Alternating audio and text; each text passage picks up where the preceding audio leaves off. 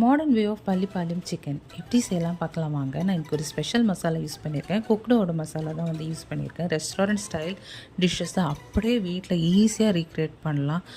Healthy homemade. இது வந்து எல்லா டைப் ஆஃப் ஏஜஸ்க்குமே வந்து சஜஸ்ட் பண்ணலான்னு நினைக்கிறேன். பிகாஸ் இது வந்து நோ அசிடிட்டி எதுவுமே வந்து தரலை. ஃபர்ஸ்ட் நான் வந்து என்ன பண்ணியிருக்கேன்னா கருவேப்பிலை, ஆனியன், ஜிஞ்சர், கார்லிக் எல்லாமே போட்டுட்டு நான் வந்து சாட்டே பண்ணிவிட்டு அதுக்கப்புறமா 2-3 குண்டு மிளகாய் வந்து போட்டுட்டு கொஞ்சம் நேரம் சாட்டே பண்ணிவிட்டேன்.